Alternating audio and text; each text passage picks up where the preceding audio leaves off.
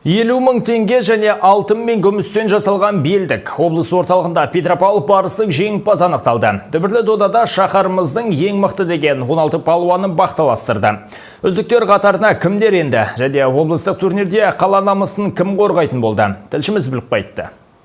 Боз кілемге алғашқы болып Айғали Мадиқажы мен Илья Масенко шықты. Қос палуан да осал емес. Екеуі де жарыстың басынан ақ бір-бірінен айласын асыруға тырысып бақты. Алғашқы ұпай саны ойынның тек 3-ші минутына қарай белгілі болды. Көк түсті киім киген Айғали қарсыласын жамбасқа лақтырып әдіс жасады. Көп ұзамай Илья да өзіне ұпай алды. Кейін Қызыл Жейдедегі палуан Айғалиға тағы бірнеше рет әдіс қолданып келесі кезеңге өтті.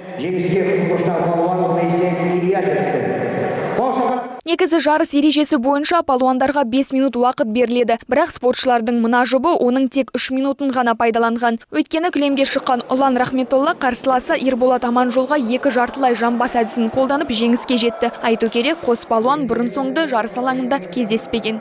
12 жасынан бастап күреске қатысып келем.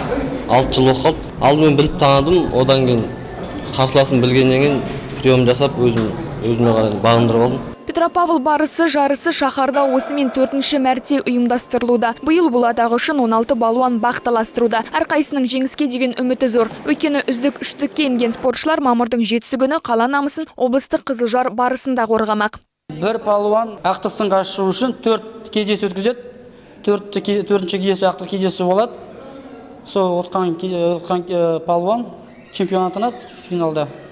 Мұнда қатысатын палуандар 18 жастан жоғары палуандар қатысады, салмақтары 75-тен жоғары.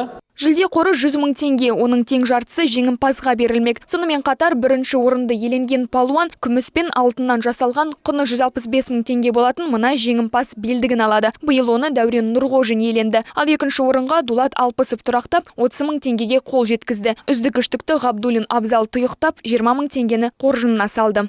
Эльмира Садуақасова, Әйгерім Ержанова, Қазыбек Арықбаев, муниципалдық телеарна.